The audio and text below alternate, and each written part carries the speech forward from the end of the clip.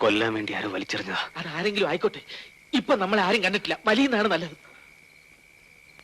ആശാനെ, ഞാനാ പറയുന്നത്. നാട്ടുകാരെ കണ്ട ആദ്യം അകത്താകുന്നത് നമ്മളായിരിക്കും. വന്നാശാനെ, വരാൻ.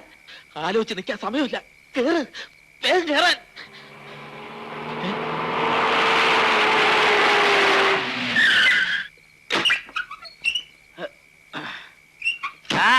എന്താ ടയർ പഞ്ചറായോ? അയ്യോ, ഇത് നമ്മുടെ ചാക്കോച്ചേട്ടനല്ലേ? എടാ മഹാഭാവി, 7 ദിവസം എന്ന് പറഞ്ഞിട്ട് 24 മണിക്കൂറിനകം ഒപ്പിച്ച് കളഞ്ഞല്ലോടാ. അനാവശ്യം പറയരുത്. ആരോ വേള ലോറിക്ക് മുമ്പിലേക്ക് വലിച്ചെറിഞ്ഞ. അതങ്ങ് പള്ളി പറഞ്ഞാ മതി. അയ്യോ നാട്ടുകാരെ, ഓടി വായോ, ഓടി വായോ. മിണ്ടിപ്പോ.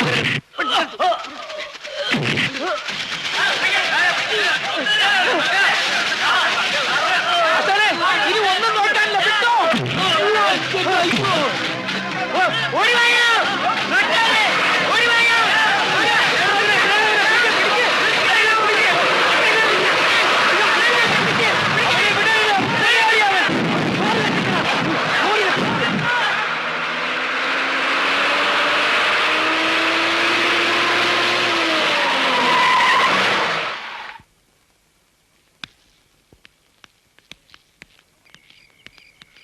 ശിവൻകുട്ടി, ശിവൻകുട്ടി. ആശാനെ, അങ്ങേര് അടിച്ച് കോൺ തെറ്റി കിടക്കായിരിക്കും. നമുക്ക് നാളെ രാവിലെ വരാം. മുമ്പ് നിങ്ങൾ രണ്ടുപേരും കൂടെ പിടിച്ച് മാറ്റിന്റെ ക്ഷീണം എനിക്ക് ഇപ്പോഴും മാറിയിട്ടില്ല.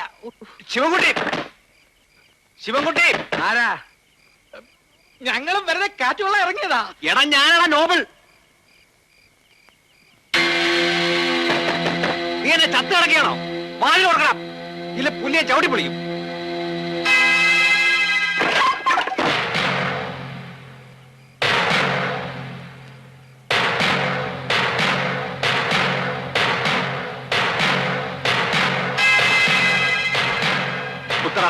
കുത്താൻ ഒന്നുമില്ലെങ്കിലും കൂട്ടുകാരന്റെ കൈ കൊണ്ട് വയ്ക്കുന്നത് അഭിമാന. പോലീസുകാരെ കിട്ടിയ അവന്മാരനെ തൂക്കിക്കൊല്ലും, ഇല്ല 12 വർഷം സെൻട്രൽ ജയിലിൽ.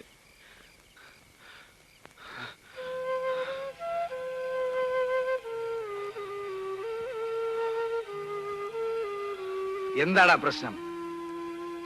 നിനക്കറിയാമല്ലോ, ഞാൻ ഇന്ന് വരെ ഒരു പൂച്ചക്കുഞ്ഞിനെ പോലും വണ്ടി കയറ്റി കൊന്നിട്ടില്ല. പക്ഷെ ഇന്നൊരു കയ്യബദ്ധം പറ്റി. ആള് വട്ടം വീഴുന്ന കണ്ട് ചങ്ക് പറഞ്ഞ് ഞാൻ ചവിട്ടിയതാ. ലോഡും വെച്ച് ഇറങ്ങി വരുന്ന വണ്ടി 10 അടി ഗ്യാപ്പ് പോലും ഉണ്ടായിരുന്നില്ല. ചവിട്ടിയാ കിട്ടുമോ? നിന്നില്ല. ഫ്രണ്ട് വീല് കയറി ഇറങ്ങി. എന്റെ കയ്യിൽ കിടന്ന അയാളി ചത്തത്. ചത്തകക്ഷിയാരാ? ഇഞ്ചപ്പാറിലെ ചായക്കടക്കാരനാ, ചാക്കോച്ചേട്ടൻ. ഓ, അയാളും നീയുമായിട്ട് പണ്ട് ഉടക്കിയതല്ലേ? പണ്ട് മാത്രമല്ല, ഇന്ന് രാവിലെ ഒന്ന് ഉടക്കി. അപകടം കണ്ട് ഓടിക്കൂടിയ നാട്ടുകാരെല്ലാം ആശാൻ മനഃപൂർവ്വം കൊന്നാണെന്ന് പറഞ്ഞ് ബഹളം വെച്ചു. ഒരു തരത്തിലാ ഞങ്ങൾ അവിടുന്ന് രക്ഷപ്പെട്ടു വന്നത്. ചാക്കോച്ചേട്ടനെ ആരോ ലോറിക്കടിയിലേക്ക് വലിച്ചെറിഞ്ഞാണെന്ന് ചാകുന്നതിന് മുമ്പ് അങ്ങേര് പറഞ്ഞു. അത് ആരാണെന്ന് വ്യക്തമാക്കുന്നതിന് മുമ്പ്. ഇനിയിപ്പോ എന്ത് ചെയ്യും?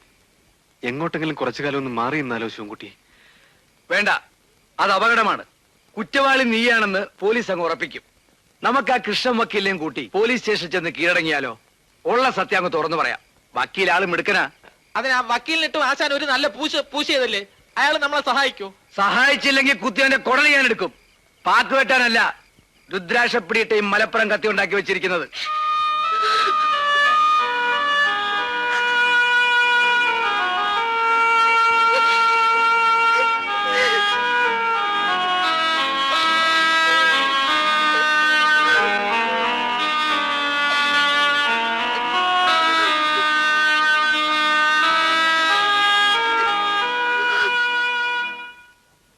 വകുപ്പ് മോട്ടോർ ആക്സിഡന്റ് അല്ലേ? കോടതിയിൽ നിന്ന് ജാമ്യം കിട്ടാൻ വലിയ ബുദ്ധിമുട്ടുണ്ടാവില്ല. ആ സൂസൻ ഫെർണാണ്ടസിന്റെ ബെഞ്ചിൽ ആ കേസ് വന്നിരിക്കുന്നേ, അതേ ഉള്ളൊരു പേടി.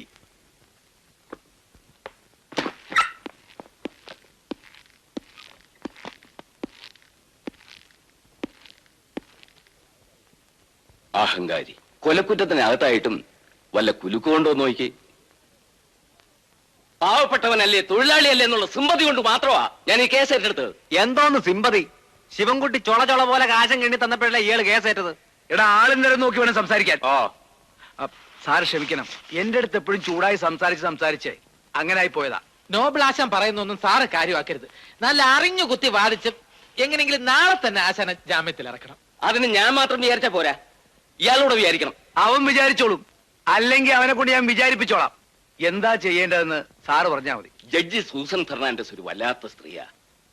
ഇതുപോലെ ചെരച്ചു കയറ്റി അവരുടെ മുമ്പിൽ ചെന്ന് നിന്ന ജാമ്യമല്ല, വേറെ വല്ലതും ആയിരിക്കും കിട്ടുന്നത്. അതൊക്കെ ആശാൻ നിന്നോളും സാറേ. വേണമെങ്കിൽ ഈ കോടതി പെരുമാറേണ്ട രീതിയെ കുറിച്ച് ഞാൻ ആശാൻ ഒരു കോച്ചിങ് ക്ലാസ് കൊടുക്കാം. ആ ലൈനിൽ എനിക്ക് നല്ല എക്സ്പീരിയൻസ് ഉണ്ട്. IPC petty civil criminal code. Serious ആയിട്ടൊരു കാര്യം പറഞ്ഞോണ്ടിരിക്കുമ്പോ പോട്ടെ കളിയാ.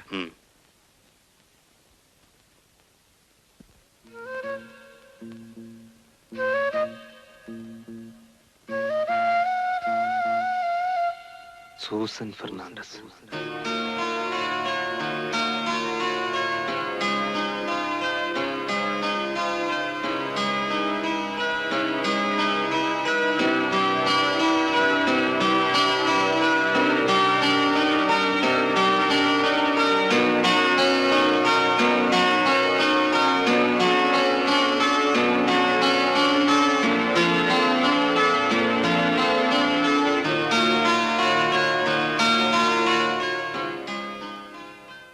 അതെ, ഇന്നലെ രാത്രി ഇരുന്നാ ഇരിപ്പാ? അല്ല, രാവിലെ എണീറ്റു. വെളുപ്പിന് 3 മണിക്ക് കിടക്ക, 6 മണിക്ക് എഴുന്നേൽക്ക. ഇതേ ഞാൻ പറയുമ്പോ തോന്നും പറയാന്ന്.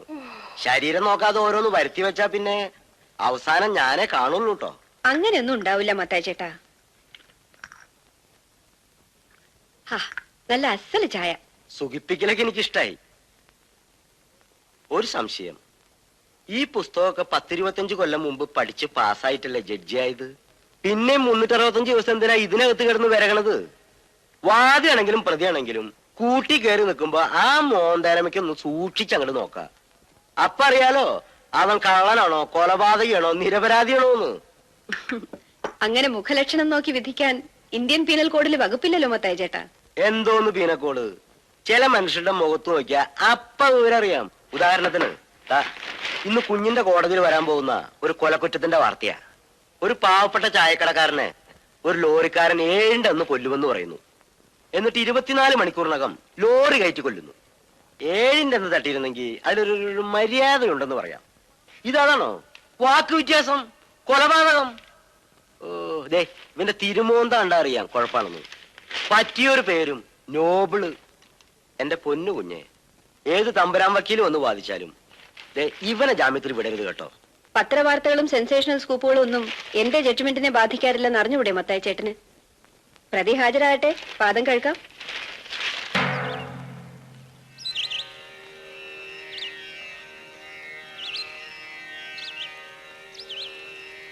കൊല്ലപ്പെട്ട ചാക്കോച്ചനും എന്റെ കക്ഷി നോബിളും തമ്മിൽ സംഭവ ദിവസം രാവിലെ ഒരു നിസ്സാര കാര്യത്തിന് വാക്കേറ്റമുണ്ടായി എന്നുള്ളത് ശരിയാണ്.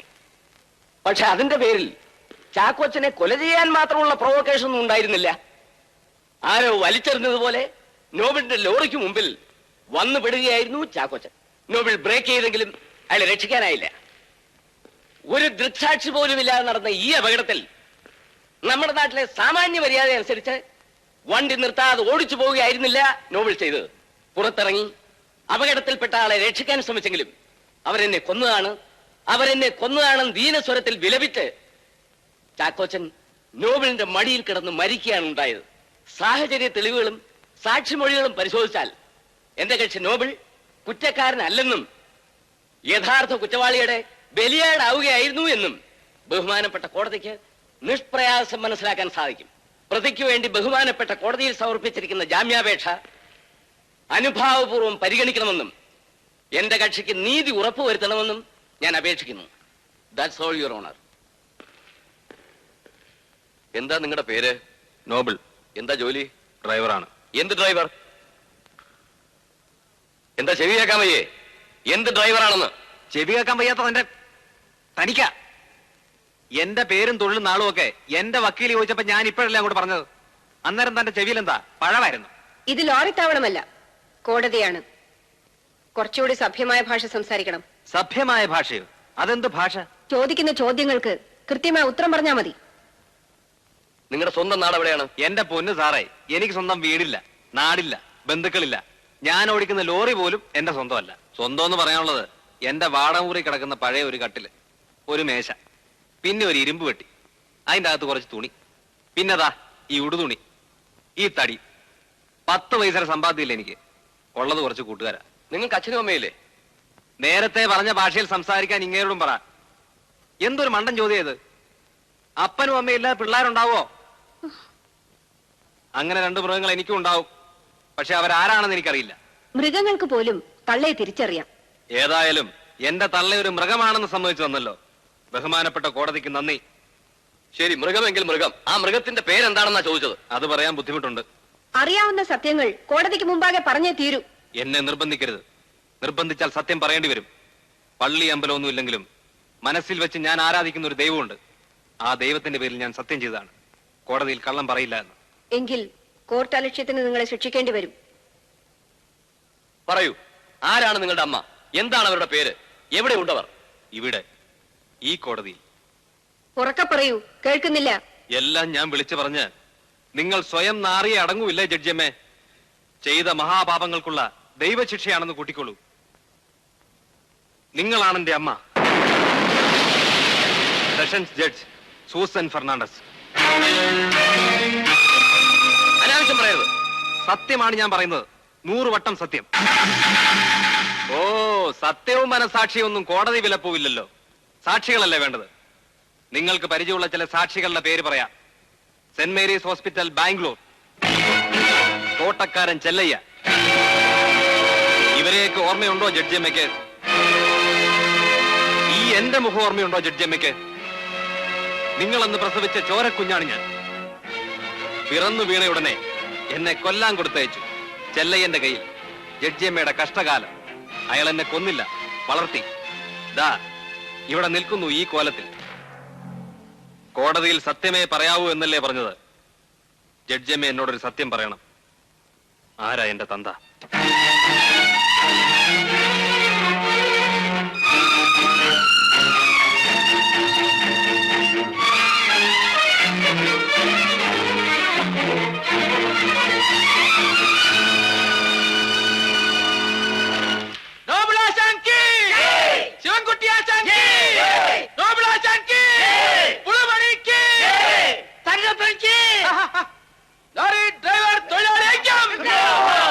ഇനി എല്ലാരും ഒന്ന് പിരിഞ്ഞു പോണം. ഞങ്ങൾക്ക് അല്പം സ്വകാര്യം സംസാരിക്കാൻ.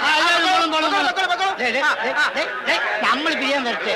നോബിൾ ആശാൻ ജാമ്യം കിട്ടിയ ദിവസമല്ലേ ഈ 2 അടിച്ചേച്ചും പിരിയാം. അത് വീട്ടിൽ ചെന്ന് അടിച്ചു പിരിഞ്ഞോണ്ടാ മതി കേട്ടോ. ചേട്ടൻ ചെല്ല്. കൂടുതൽ മെക്കെട്ടേറാൻ വന്നുണ്ടല്ലോ. വന്നാ താൻ എന്ത് ചെയ്യും? എന്നെ കൊണ്ട് കത്തിയടിപ്പിക്കരുത്. കത്തി എന്തിനാ? എന്റെ താടി ഷേവ് ചെയ്യാനോ? താടി ഷേവ് ചെയ്യാൻ തന്നെ. പക്ഷെ ആദ്യം തന്നെ ഈ പെരട്ട് തല ഉടലിൽ നിന്ന് വെട്ടി മാറ്റിയിട്ടേ ഞാൻ ഷേവ് ചെയ്യൂ. പുതിയ ബാർബർ, പുതിയ ഷേവ്. വേണ്ട തങ്കപ്പ. ആശാനെ നീ വന്നേ ചോദിക്കട്ടെ. നീ എന്തൊരു ബോംബാണ് കോടതിയിൽ പൊട്ടിച്ചത്? നീ വെള്ളത്തിലായിരുന്നു. പോലീസ് സ്റ്റേഷനിൽ എവിടെ നാളാ വെള്ളം? അറ്റകേക്ക് ഞാൻ വെച്ച് താങ്ങിയതല്ലേ. ഏതായാലും ബോംബേറ്റല്ലോ. അവരിരുന്ന് വേർത്ത് മെഴുകിയത് കണ്ടില്ലേ? പുല്ലുപോലെ ജാമ്യവും തന്നു. എന്നാലും എന്റെ പൊന്ന ആശാനെ, ആശാനെ ആ ജഡ്ജിയമ്മ തൂക്കിക്കൊല്ലാൻ വിധിക്കുമെന്നാ ഞാൻ കരുതിയത്. ഒവ്വ ഇള്ള കുഞ്ഞായിരുന്നപ്പോ അവരെന്നെ കൊല്ലാൻ നോക്കിട്ട് നടന്നില്ല. പിന്നെ ഇപ്പം. അപ്പൊ നീ പറഞ്ഞതൊക്കെ സത്യമാണോ? നീ അവരുടെ മകനാണോ? പിന്നെ അല്ലാതെ. ശരിക്കും ആണടാ. അയ്യോ, ആശാൻ എങ്ങോട്ടും പോകാതെ നോക്കണേ. ഞാൻ ആ പപ്പുക്കണിയരെ വിളിച്ചോണ്ട് ഇപ്പൊ വരാം. എന്തിന്? അബദ്ധത്തിൽ എങ്ങനെ ആ പോലീസുകാരുടെ കൈ ആശാന്റെ മർമ്മസ്ഥാനത്ത് എവിടെയോ കൊണ്ടിട്ടുണ്ട്. തലയ്ക്ക് സാരമായി ഏനക്കേട് പറ്റിയിട്ടുണ്ട്. ഒരു തുട എണ്ണ, ഒരു ഇച്ചിരി നെല്ലിക്കാത്തളം. കണിയാരാള് മന്നനാ. ഇതിനേക്കാൾ കുഴപ്പം പിടിച്ച കേസിൽ കൈകാര്യം ചെയ്തിട്ടുണ്ട്. ഞാൻ ഇപ്പൊ വരാം. പോകാൻ നോക്കണേ. നോബിളാശാരി തലയ്ക്ക് കുഴപ്പം. എപ്പോ വരാം.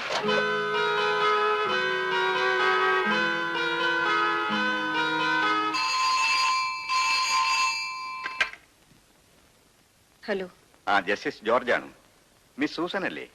എന്താണ് ഇന്ന് കോടതിയിൽ ചില പ്രശ്നങ്ങളൊക്കെ ഉണ്ടായെന്ന് കേട്ടല്ലോ. Sorry, wrong number.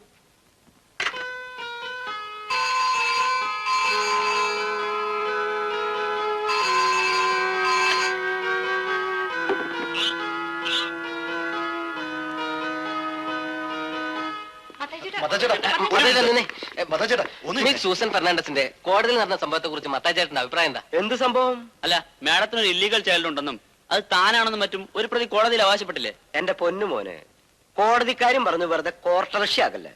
അടുക്കളക്കാരും വല്ലതും ഉണ്ടെങ്കിൽ എന്നോട് ചോദിച്ചോ, വല്ല പാചകക്കുറിപ്പോ അങ്ങനെ വല്ലതും.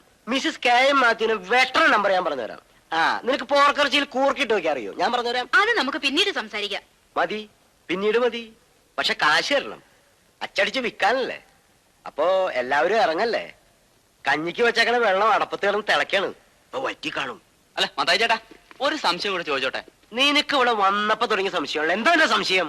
അല്ല, ലോറിക്കാരൻ നോബിള് മത്തായി ചേട്ടനാണ് എന്റെ അപ്പനെന്ന് പറഞ്ഞ നിങ്ങൾ കരഞ്ഞോണ്ട് ഇറങ്ങി ഓടുവോ? ഇപ്പൊ വയസ്സായി ഈ കോലത്തിലായെന്നേ ഉള്ളൂ. നിന്റെ പ്രായത്തിൽ ഞാൻ ഒരുപാട് അലഞ്ഞതാ. അങ്ങനെ അവകാശം പറഞ്ഞുകൊണ്ട് വരുന്നവരെ ഒക്കെ മക്കളാക്കാൻ നിന്നാ ഈ മത്താച്ചേട്ടൻ കുഴയും. പിന്നെ നിന്നെ പോലെ ഒത്തിരി കാശും സൗകര്യവും നിലയും വിലയുള്ള ഒരുത്തൻ അമ്മച്ചിയും കൂട്ടി വന്ന് എന്നെ ഒന്ന് അപ്പാന്ന് വിളിച്ചാ ഞാൻ അങ്ങ് സമ്മതിച്ചു പോകും.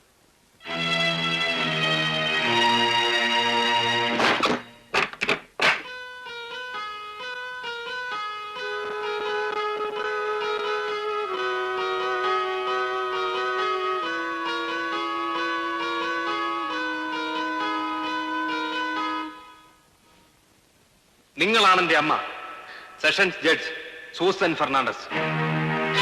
നിങ്ങളന്ന് പ്രസവിച്ച ചോരക്കുഞ്ഞാണ് ഞാൻ.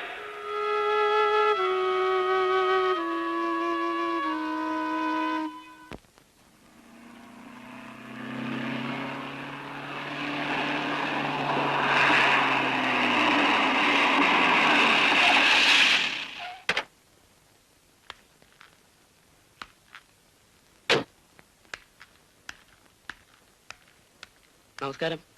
ലോറൻസ് ഇല്ലേ? പുറത്തു വരിക, ഉടനെ വരും. അരുണോ? മുകളിലുണ്ട്. Arun. Hi mamma, it's a present surprise. എന്തു പറ്റി മമ്മ? എന്താ പെട്ടെന്ന് ഇങ്ങനെ വിസിറ്റ്? മമ്മയാകെ ടയർഡായിരിക്കുന്നല്ലോ. നീ എന്റെ മകനല്ല, ഞാൻ നിന്റെ അമ്മയുമല്ല.